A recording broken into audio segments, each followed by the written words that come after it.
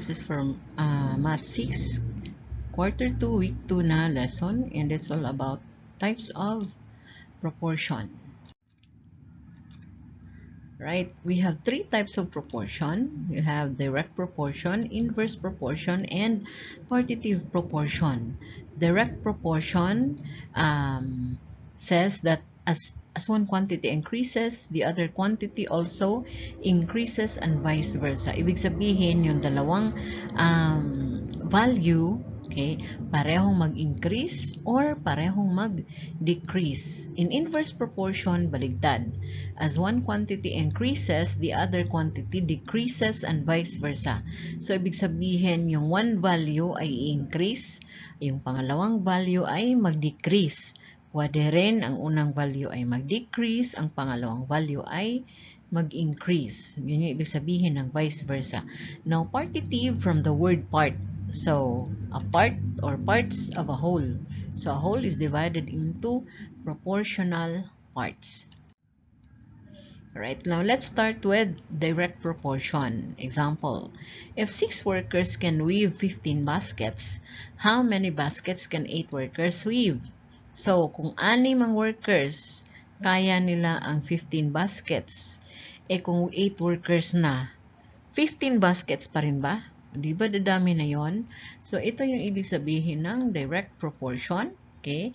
And then, given natin ay 6 workers, 15 baskets.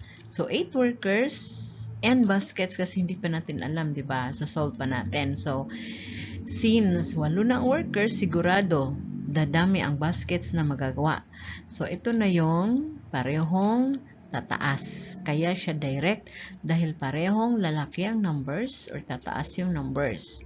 Solution natin. Okay.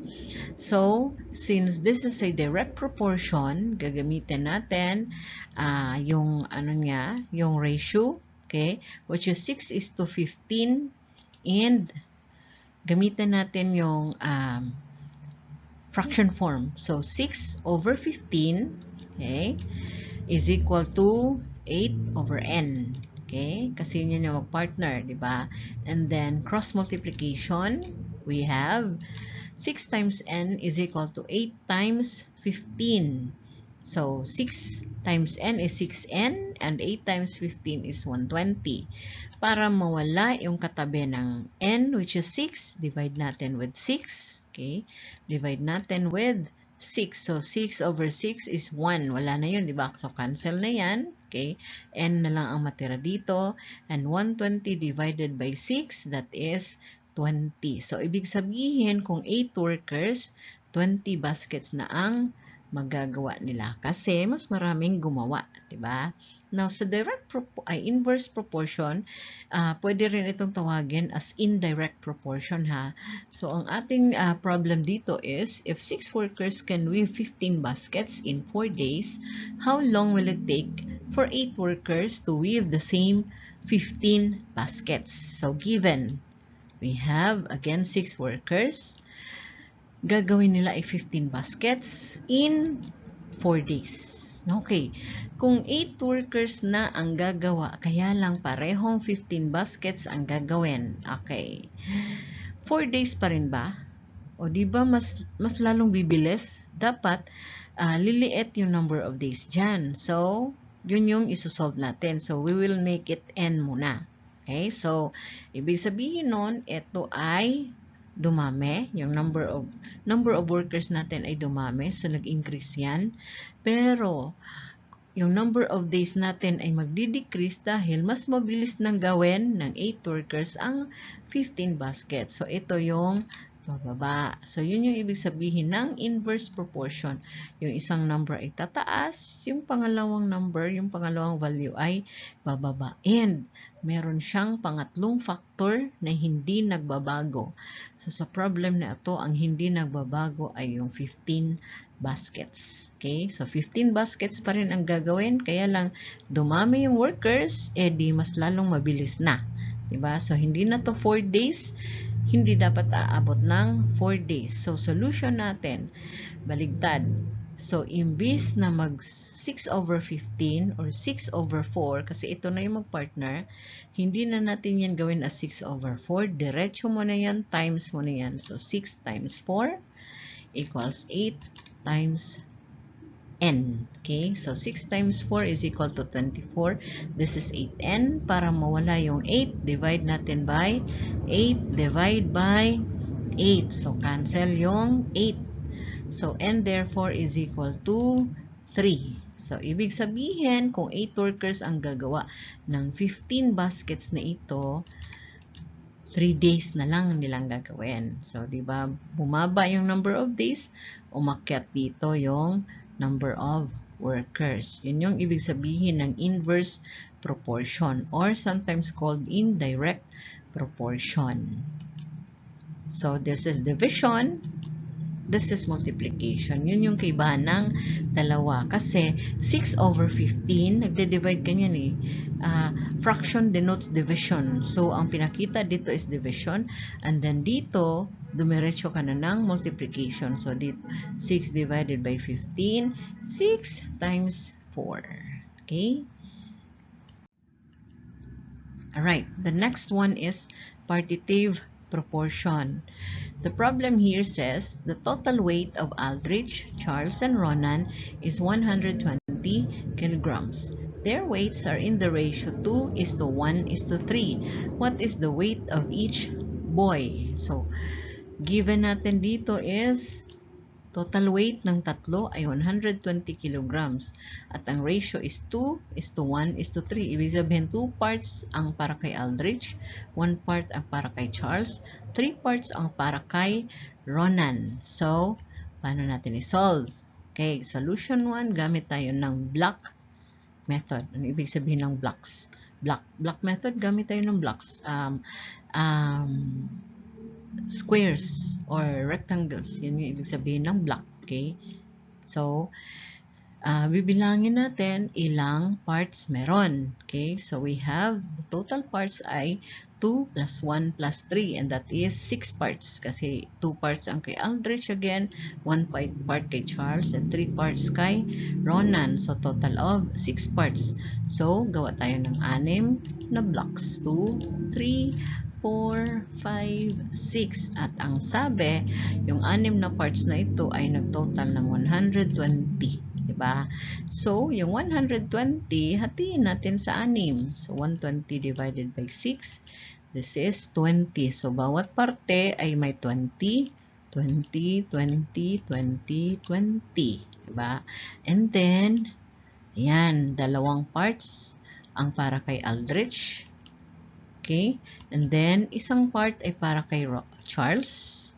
And then, tatlong parts ay para kay Ronan. So, ibig sabihin, si Aldrich ay 40 kilograms, si Charles ay 20 kilograms, at si Ronan ay 60 kilograms. Alright?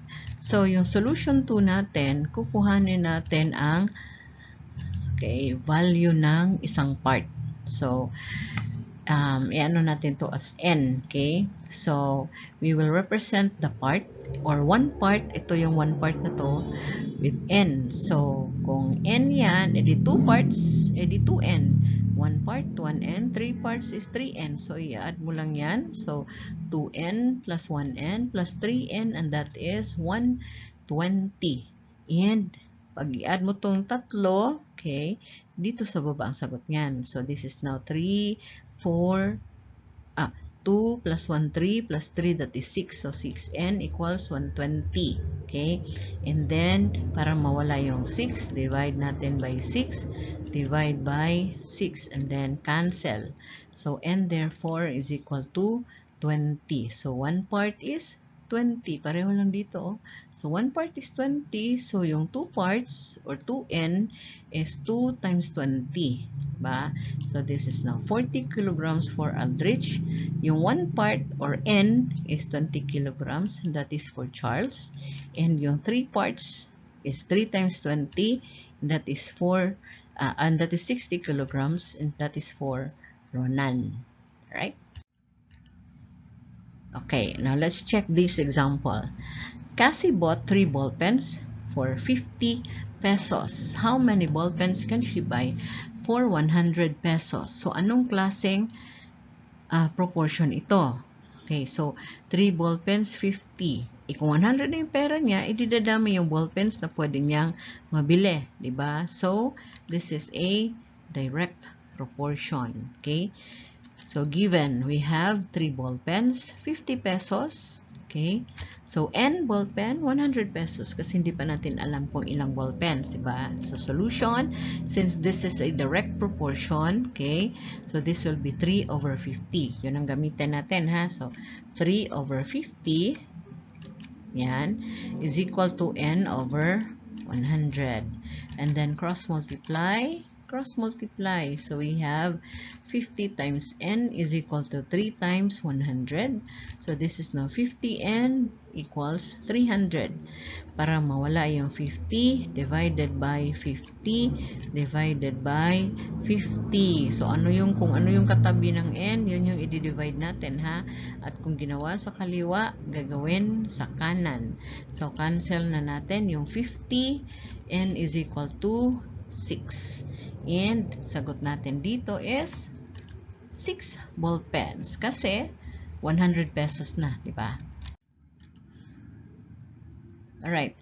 Rain has a total collection of 45 BTS posters and albums in the ratio of 4:1. So, ibig sabihin, 4 parts ang para sa poster, 1 part lang ang para sa album sa 45 na collection niya. Okay? So, how many of each kind does she have? So, ilan daw ang posters? Ilan ang albums? So, anong klaseng proportion ito? Right. This is a partitive kasi hahatiin mo itong 45 collection into 4 parts at saka 1 part.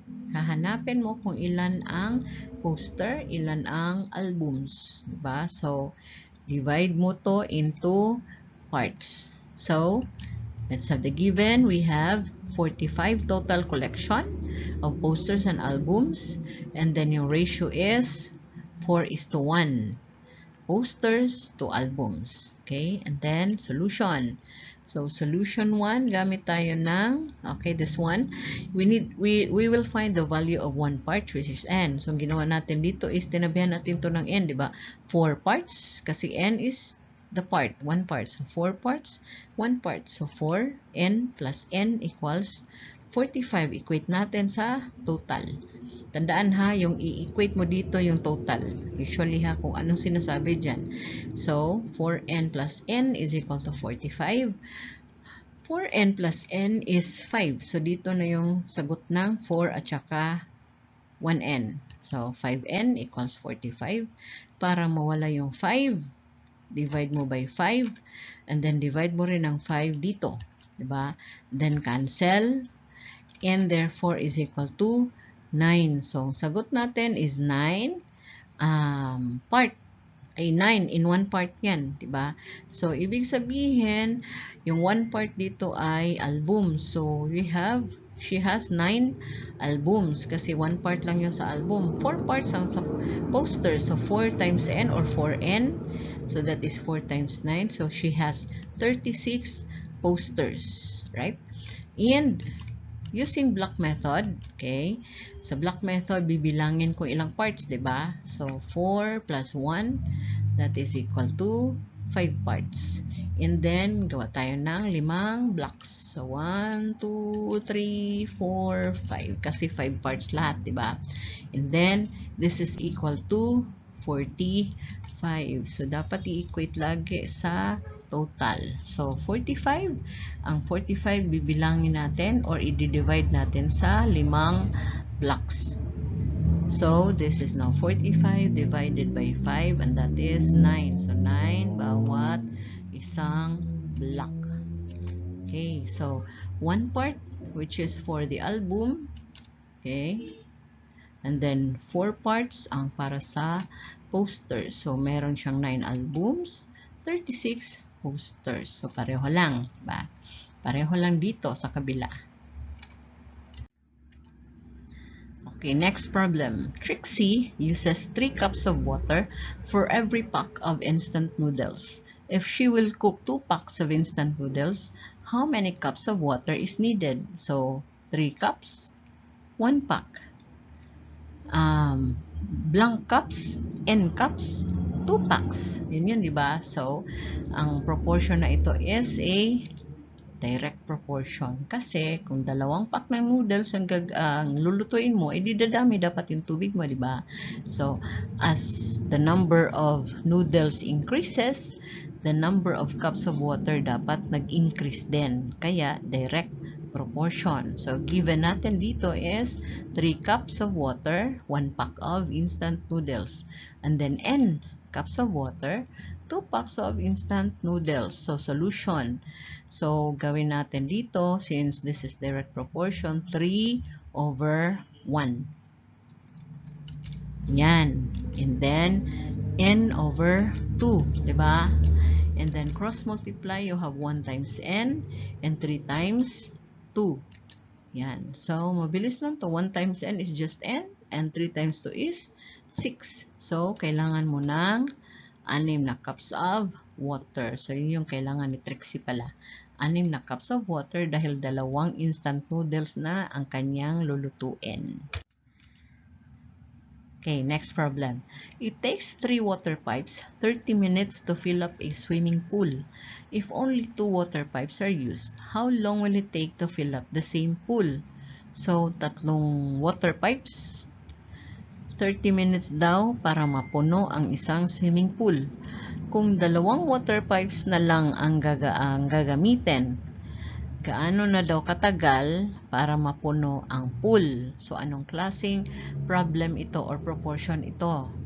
This is an inverse proportion. Kasi, kung 3 water pipes, 30 minutes. Kung 2 na lang ang water pipes, edi ba babagal na yon? Mas matatagalan na para mapuno ang swimming pool, di ba? So, baligtaran na yan. So,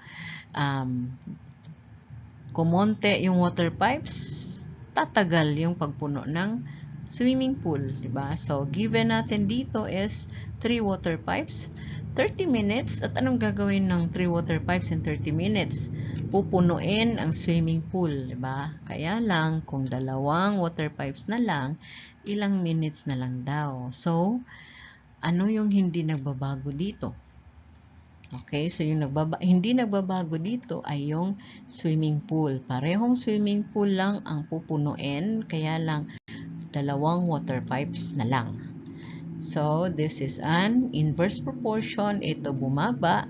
Dito dapat ay tumaas kasi mas matatagalan ang pagpuno ng swimming pool. So, hindi na yung 30 minutes. Dapat mas mataas pa sa 30 minutes kasi 2 water pipes na lang ang gagamitin para mapuno ang swimming pool.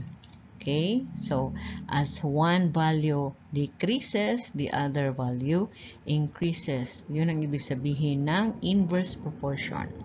So, solution. So, again, times na natin, diba? So, 3 times 30 is equal to 2 times n. So, hindi ka na mag-over, times ka na ha. So, this is now 90 equals 2n. Para mawala yung 2, divide by 2. 90 divided by 2. So, cancel. 45 is equal to n. So, ibig sabihin, okay, it takes 45 minutes para mapuno ang swimming pool kung 2 water pipes na lang ang gagamitin. So, mas tatagal na ang pagpuno ng swimming pool. Right. So, the friends Kenneth and Adam have a total of 1 million pesos investment in the ratio of 3:2. How much did each invest? So, ibig sabihin, sa investment nilang 1 million, 3 part ang para kay Kenneth, 2 parts ang para kay Adam. So, mas marami or mas malaki ang investment ni Kenneth compared kay Adam. So, mas maraming pera, no, si Kenneth. So, anong klaseng proportion ito? So, since nandito yung total investment nila, so, and then hahatiin into 3 and 2 parts, this is a partitive proportion. Okay? So, given natin is 1 million pesos. This is the total investment nilang dalawa. At then yung ratio nila is 3:2. 3 parts for Kenneth, 2 parts for Adam. Solution. So, unahin natin ang block method. So, add natin yung total number of parts. So, we have 3 plus 2 equals 5. So, ilang blocks ang gagamitin natin? So, we have 5 parts. So, 5 blocks. So, that is 1, 2, 3, 4, 5. At yung total ng blocks na ito ay 1 million. Diba? So, yung 1 million natin, hatiin natin sa 5 blocks. So, that is 1 million divided by 5. And that is equal to 200,000. So, bawat block ay 200,000 or 200K. Yan, 200K nilagay ko para magkasya. K means 1,000. Okay? Parang kilogram means 1,000 gram. So, 200K is just 200,000. So, 3 parts ang kay Kenneth. So, ayan na yun for Kenneth. 2 parts ang para kay Adam. So, Kenneth dito ay may investment na 600 pesos. 600,000 pesos. 400,000 pesos naman for Adam. Okay? Now, second solution. Okay. Kuhanin natin ang value ng 1 part. So, find the value of 1 part, and which is n. Okay? And then, gagawin natin itong 3 parts or 3n, 2 parts or 2n. Yan. And that is equal to 1 million. Tandaan ha, pag ginawa mo na ito, ang i-equate na dapat dito sa 1,000. Hindi yun i-equate mo yan as 5n. Hindi. Okay? Ang sagot dito na 5n ay nasa baba. So, 5n is equal to 1 million. 1 million pala. So, para mawala yung 5, divided by 5, divided by 5. So, cancel na ngayon ang 5. And therefore, is equal to 200,000. So, 3n, okay, is equal to 600,000 kasi 3 times 200,000 is 600,000, diba? And then, that is for Kenneth. And then, 2n is 400,000. That is for Adam. So, pareho lang sagot natin dito. Block method man or ito ang gagamitin. Okay? Right, another example. The Reyes family has enough rice to last for 6 days with just 4 members. If the family has 3 members only, so let's say pumunta yung isang member sa probinsya, 3 members na lang sila. How long will the same rice last? So, anong klaseng proportion ito? Okay. Kung titignan nyo, okay, 6 days daw, 4 members. Mag-last yung kanilang, kanin ang pinag-usapan dito, diba? So, it takes 6 days para maubos ng 4 members. Pero kung 3 members na lang, gaano nakatagal nilang maubos ang kanilang bigas? So, this kind of proportion is inverse, baligtad. Kasi, ibig sabihin nun, kung 3 na lang ang kakain, di mas tatagal na yung bigas nila, di ba? So, given natin dito is 6 days for just 4 members. And, ano yung mangyari for 6 days sa 4 members na yan? Iko-consume nila ang kanilang rice. So, within 6 days, mauubos nila ang kanilang rice or kanilang bigas. Kaya lang, okay, kung 3 members na lang, ilang days na yon. So, this is n. Kasi hindi natin alam.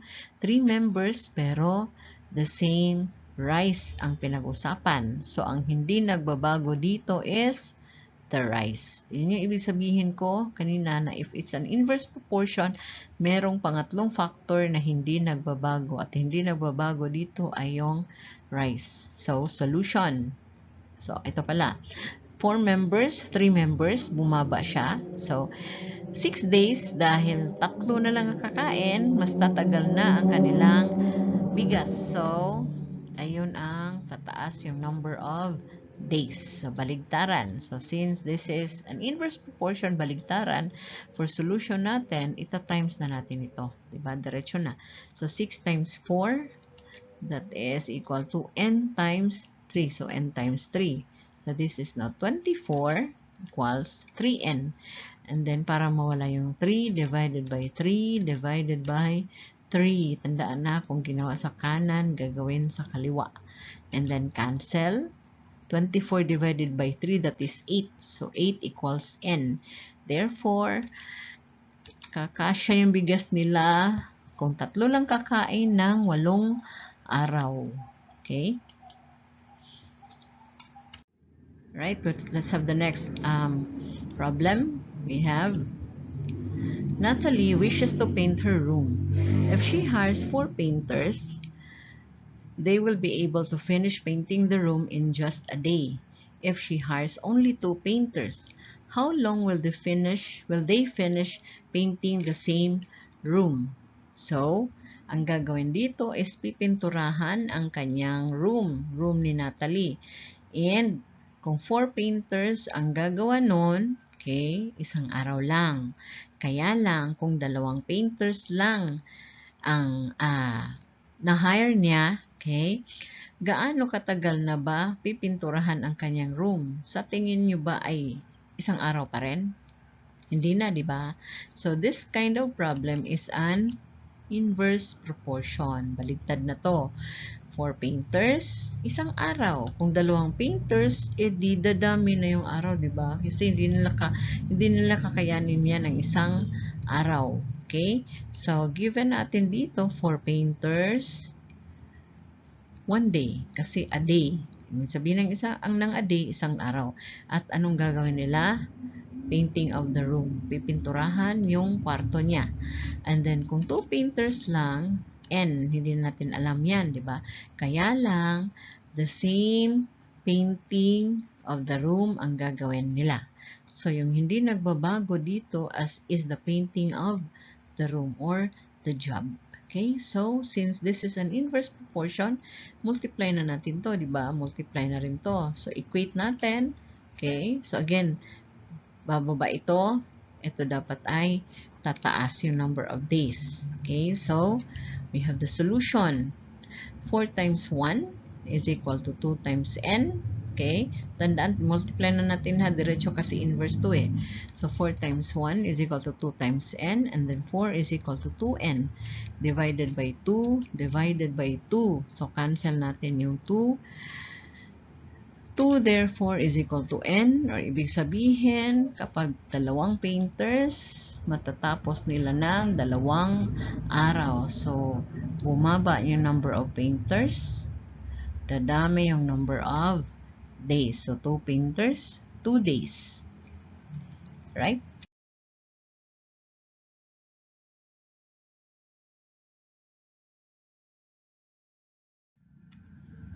Identify if the problem is a direct proportion, inverse proportion, or partitive proportion. Solve and find the missing term. And if you're going to solve the problem, pause the video. Okay?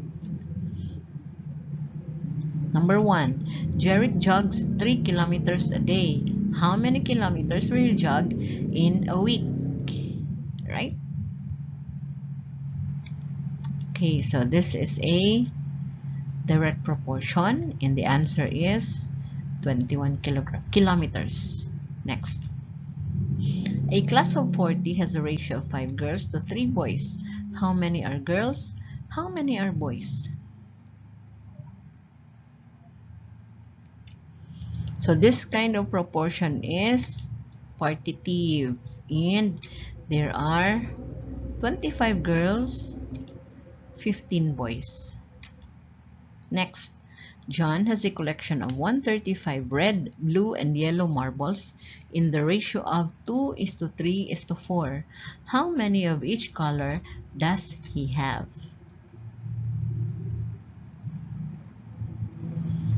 Okay, so this is, since nandyan yung total collection, again, this is a partitive proportion, and he has 30 red marbles, 45 blue marbles, and 60 yellow marbles.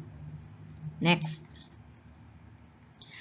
2 girls can finish cleaning the classroom in 30 minutes. How long will it take 5 girls to finish cleaning the same classroom? So the same classroom. So this is an inverse proportion. And the answer is 12 minutes. Mas mabilis kasi marami na ang naglilinis. It takes 10 workers to finish a job in 7 days. If the job needs to be done in 2 days, how many workers are needed?